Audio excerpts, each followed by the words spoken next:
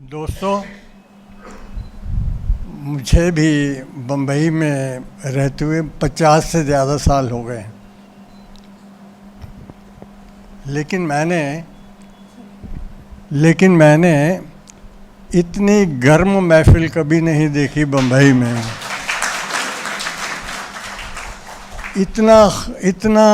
इतनी सद्भावना, इतना खलूस, इतनी ईमानदारी, इतनी दोस्ती, ऐसी महफिल तो कभी नहीं देखी जिसमें बाद में कुर्सियां लाई गई हों और खड़े रहने वाले लोगों को उसमें बिठाया गया हो।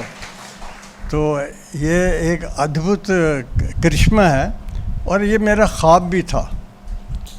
सूर्य भानु जी बड़ी मुद्दत से हम दोनों दोस्त भी हैं और ये मेरा ख्वाब भी था कि ये व्यक्ति जो अपने आप को जाहिर नहीं करता, जैसे जावेद साहब ने बोला है, तो कोई तो ऐसी मीटिंग होनी चाहिए जिसमें सूर्य भानु जी के का जो रोशनी है, सूर्य भानु, दो सूरज, इस एक ही नाम में दो सूरज हैं, तो जिसमें वो सारी रोशनी आए। तो मुझे लग रहा है कि आज वो महफिल कुछ थोड़ी अच्छी लगी है। जावेद साहब ने बोला है, गोविंद जी ने बोला है, और इतने सारे दोस्त सब, इतने राइटर अच्छे सब बैठे हुए हैं और मुझे इतना अच्छा लग रहा है जैसे मेरा कोई ख्वाब पूरा हुआ।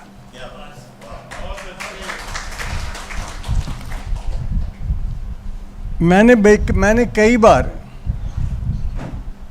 कश्मीर की डल झील को शीत लहर में जमे हुए देखा है,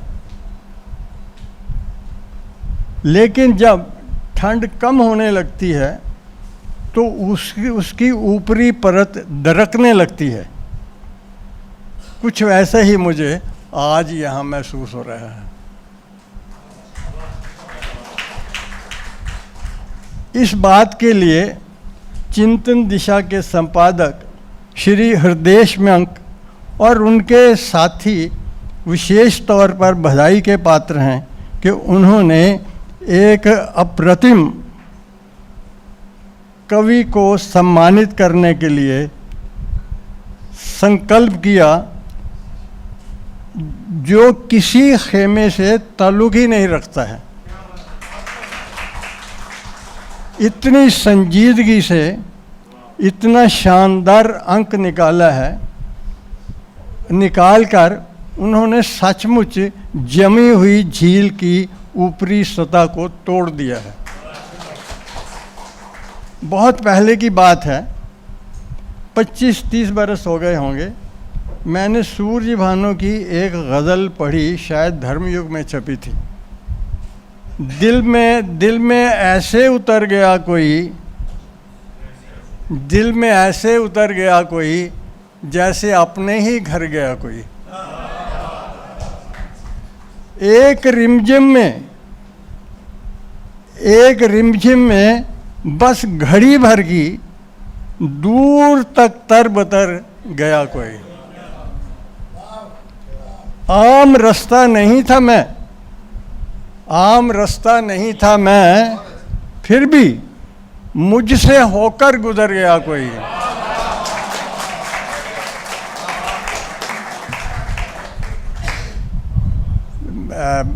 थोड़ी सी मैं बता दूं कि मैं उर्दू गज़ल का बहुत ही कीन स्टूडेंट हूँ। ये गज़ल पढ़कर मैं एकदम चौंक उठा। बिल्कुल नए अंदाज की गज़ल थी।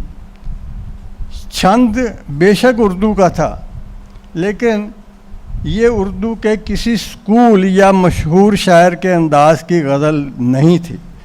यहाँ तक कि सूर्य भानु गुप्त के समकालीन हिंदी के लोकप्रिय कवि दुष्यंत कुमार के अंदाज की तो बिल्कुल ही नहीं थी। ये गज़ल पढ़कर मैंने सूर्य भानु जी को एक प्रशंसा से भरा पोस्ट कार्ड लिखा। उसके जवाब में मुझे इनकी दोस्ती का नायाब तोहफा मिला जो आज तक तरोताज़ा है। मुझे याद है जब इन्होंने अपने एकमात्र काव्य संकलन का शीर्षक ढूंढा, तो उस वक्त मैं उनके पास बैठा हुआ था और हम दोनों जापान के ज़ेन धर्म की चर्चा कर रहे थे। ज़ेन धर्म के गुरु अपने शिष्यों से कहते थे, जाओ अब तुम एक हाथ की ताली की आवाज़ सुनकर आओ। और शिष्य जब तक एक हाथ की ताली की आवाज़ नहीं सुन लेते थे, खुद गुरु का दर्जा प्राप्त नहीं कर सकते थे। मुझे लगता है कि ज़ेन गुरु का एक शिष्य अपने गुरु का ये आदेश पाकर घबरा गया। भला एक हाथ की ताली कैसे आवाज़ पैदा कर सकती है? एक हाथ तो हमेशा खामोश रहता है। वो शिष्य इतना परेशान हो गया कि बेइरादा वो वहाँ से चल पड़ा। उसे पता नहीं था कि वो कहाँ जा रहा है। जब उसे होश आया तो उसे पता चला कि वो भारत में है, बंगाल में। उसके कानों में टैगोर का एक गीत गूंजा, मैं रूप के सागर में अपनी टूटी फूटी नाव में अरूप रत्न की तलाश कर रहा हूँ। ये गीत सुनकर वो शिष्य बहुत हैरान हुआ, क्या किसी सागर में कोई ऐसा रत्न ढूंढा जा सकता है जिसका कोई रूप नहीं, कोई शक्ल नहीं? ये तो वैसी ही बात हुई जैसे एक हाथ की ताली की आवाज़ को सुनना। वो शिष्य और परेशान हो गया और वहाँ से भी वो चल पड़ा और पंजाब से गुजरते हुए उसे एक फ़कीर की सदा सुनाई दी, बुल्लिया की जाना मैं कौन, बुल्लिया की जाना मैं कौन, ना मैं आबी ना मैं खाकी ना मैं आतिश ना मैं पौन, बुल्लिया की जाना मैं कौन। चलते चलते वो शिष्य वहाँ से भी चल पड़ा और कश्मीर पहुँचा। उसने एक नाविक को लाल दैत के वाक सुनते हुए सुना।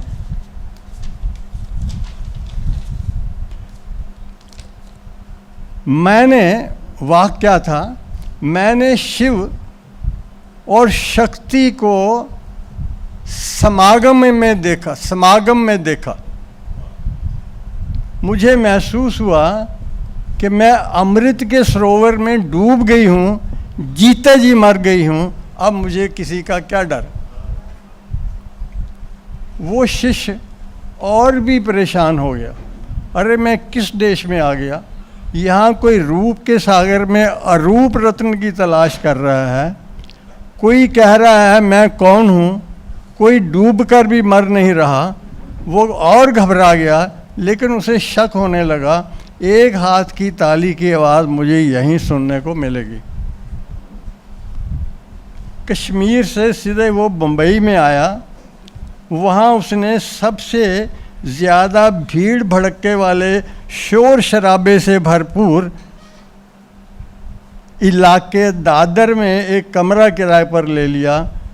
यहाँ आसपास कई होटल हैं, ढाबे हैं, सिनेमा घर है, गुरुद्वारा है, टैक्सियों का अड्डा है।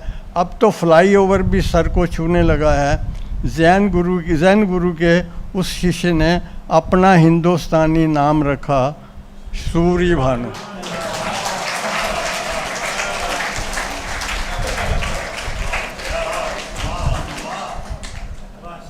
नाम भी उसने रखा जिसमें 2 सूरज थे, लेकिन दोनों ही गुप्त थे।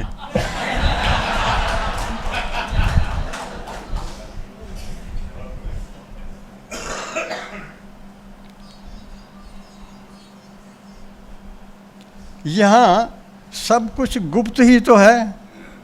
अमृत की झील में डूबकर मरना, और नहीं मरना, रूप के सागर में अरूप रत्न को तलाश करना और ख़ुद कहना कि बुल्लिया मैं जानना मैं कौन।